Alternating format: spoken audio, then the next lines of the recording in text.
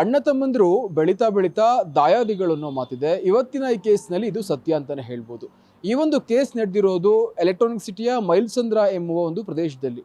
ಅಷ್ಟಕ್ಕೂ ಏನಾಯಿತು ಅಂತ ನಾನು ನಿಮಗೆ ಹೇಳ್ತಾ ಹೋಗ್ತೀನಿ. ಈ ಒಂದು ಕೇಸ್ನಲ್ಲಿ ತಮ್ಮನಿಂದಲೇ ಅಣ್ಣನ ಕೊಲೆಯಾಗಿದೆ, ಅದು ಕೂಡ ಹೆಂಡತಿಯ ಮಾತನ್ನು ಕೇಳಿಕೊಂಡು.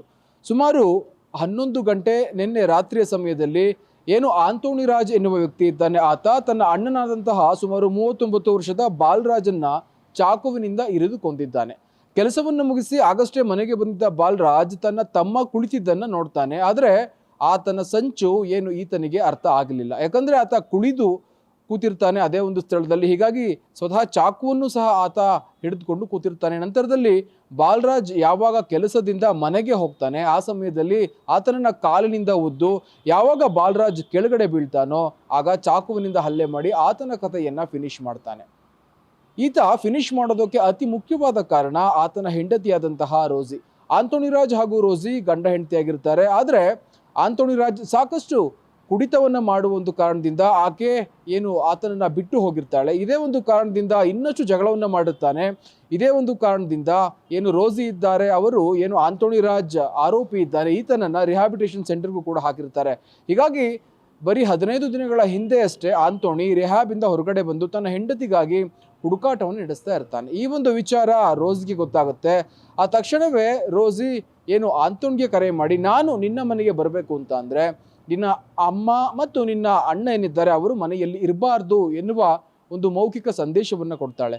ಹೀಗಾಗಿ ಇದನ್ನೇ ಅನುಸರಿಸುವ ಆ ಒಬ್ಬ ವ್ಯಕ್ತಿ ಅಥವಾ ಆರೋಪಿ ಆಂಟೋನಿ ರಾಜ್ ತನ್ನ ಅಣ್ಣ ಅನ್ನೋದನ್ನು ಸಹ ನೋಡ್ದೇನೆ ನಿನ್ನೆ ರಾತ್ರಿ ಸುಮಾರು 11 ಗಂಟೆಗೆ ಚಾಕುವಿನಿಂದ ಇರಿದು ಏನು ಬಾಲರಾಜ್ ಎನ್ನುವ ಆ ವ್ಯಕ್ತಿಯನ್ನ ಅಥವಾ ಆ ವ್ಯಕ್ತಿಯ ಸಾವಿಗೆ ಈತ ಕಾರಣ ಆಗಿರ್ತಾನೆ. ಅಷ್ಟಕ್ಕೂ ಏನು ಈ ಒಬ್ಬ ವ್ಯಕ್ತಿ ಆಂಟೋನಿ ರಾಜ್ ಇದ್ದಾನೆ, ಈತ ಸಾಯಿಸೋಕೆ ಅದೇ ರೀತಿ ಹೆಂಡತಿಯ ಮಾತನ್ನ ಕೇಳಿ ಈ ಒಂದು ಕೃತ್ಯವನ್ನು ಎಸಗಿದ್ದಾನೆ. ಆದರೆ ಏನು ಆತನ ಹೆಂಡತಿ ಇದ್ದಾಳೆ, ಆಕೆ ಯಾಕೆ ಹೇಳಿದ್ಲು ಅಂತ ನೀವು ಕೇಳಿದ್ದೆ ಆದರೆ ನಿಜವಾಗ್ಲೂ ಬೆಚ್ಚಿ ಬೀಳ್ತೀರಾ. ಏನು ಈತ ಆಂಟೋನಿ ರಾಜ್ ಸುಮಾರು 22 ತಿಂಗಳುಗಳ ಕಾಲ ರಿಹಾಬ್ನಲ್ಲಿ ಇರ್ತಾನೆ. ಆ ಸಂದರ್ಭದಲ್ಲಿ ರೋಸಿ ಎನ್ನುವ ಮಹಿಳೆ ರಾಜೇಶ್ ಎನ್ನುವವನ ಜೊತೆ ಅಕ್ರಮ ಸಂಬಂಧವನ್ನು ಹೊಂದಿರ್ತಾಳೆ. ಈ ವಿಚಾರ ಏನಾದರೂ ತನ್ನ ಗಂಡನಾದಂತಹ ಆಂಟೋನಿ ರಾಜ್ಗೆ ಗೊತ್ತಾಗಿದ್ದೇ ಆದರೆ ಖಂಡಿತವಾಗಿಯೂ ಆತ ನಮ್ಮನ್ನು ಸುಮ್ಮನೆ ಬಿಡೋದಿಲ್ಲ. ಹೀಗಾಗಿ ಆತನನ್ನು ಹೇಗಾದರೂ ಮಾಡಿ ಜೈಲಿಗೆ ಕಳಿಸುವ ಕೆಲಸವನ್ನು ಮಾಡಿದ್ದೆ ಆದರೆ ನಾನು ನೀನು ಆರಾಮಾಗಿ ಇರಬಹುದು ಅಂತ ಏನು ಈ ರಾಜೇಶ್ ಹಾಗೂ ರೋಸಿ ಈ ಒಂದು ಪ್ರೀ ಪ್ಲಾನ್ ಅನ್ನ ಮಾಡಿ ಏನು ಅಣ್ಣನಾದಂತಹ ಬಾಲರಾಜ್ ಕಥೆಯನ್ನು ಮುಗಿಸ್ತಾರೆ. ಸದ್ಯ ಏನು ಅಲ್ಲಿದ್ದ ಸ್ಥಳೀಯರೇ ಆರೋಪಿ ಆ ವ್ಯಕ್ತಿಯನ್ನ, ಅದರಲ್ಲೂ ಕೂಡ ಯಾವ ವ್ಯಕ್ತಿ ಕೊಲೆಯನ್ನ ಮಾಡಿದ್ನೋ ಆಂಟೋನಿ ರಾಜ್, ಆತನನ್ನ ಏನು ಪೊಲೀಸ್ನವರಿಗೆ ಹಿಡಿದುಕೊಡುವ ಕೆಲಸವನ್ನು ಮಾಡಿದ್ದಾರೆ. ಪೊಲೀಸರು ಸಹ ತನಿಖೆಯನ್ನು ಮುಂದುವರಿಸಿದ್ದಾರೆ. ಸದ್ಯ ಎಲೆಕ್ಟ್ರಾನಿಕ್ ಸಿಟಿಯಲ್ಲಿ ಈತನ ಬಂಧನವಾಗಿ ಠಾಣೆಯಲ್ಲಿ ಈತ ಕಾಲವನ್ನು ಕಳೀತಾ ಇದ್ದಾನೆ.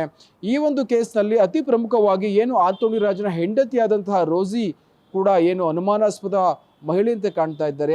ಯಾಕೆ ಅಂತ ಅಂದರೆ ಏನು ಆಕೆಯ ಮಾತನ್ನು ಕೇಳೆ ಏನು ಆಂಟೋನಿ ರಾಜ್ ಕೊಲೆ ಮಾಡಿರುವುದಾಗಿ ಒಪ್ಪಿಕೊಂಡಿದ್ದಾನೆ. ಹೀಗಾಗಿ ಮುಂದಿನ ದಿನಗಳಲ್ಲಿ ಅಥವಾ ತನಿಖೆಯ ನಂತರ ಈಕೆಯ ಪ್ರಮುಖ ಪಾತ್ರ ಏನು ಅನ್ನೋದು ಬೆಳಕಿಗೆ ಬರಬೇಕಿದೆ. ಒಟ್ಟಾರೆ ಈ ಒಂದು ತನಿಖೆ ಏನು ಪೊಲೀಸರು ಮಾಡ್ತಾ ಇದ್ದಾರೆ ಸದ್ಯ ತನಿಖೆಯ ಹಂತದಲ್ಲಿರೋದ್ರಿಂದ ಮುಂದಿನ ದಿನಗಳಲ್ಲಿ ಸತ್ಯಾಸತ್ಯತೆ ಹೊರಬರುವ ಎಲ್ಲ ಸಾಧ್ಯತೆ ಇದೆ. ಕ್ಯಾಮರಾ ಪರ್ಸನ್ ರೂಪೇಶ್ ಜೊತೆ ಗಿರೀಶ್, ಗ್ಯಾರಂಟಿ ನ್ಯೂಸ್, ಬೆಂಗಳೂರು.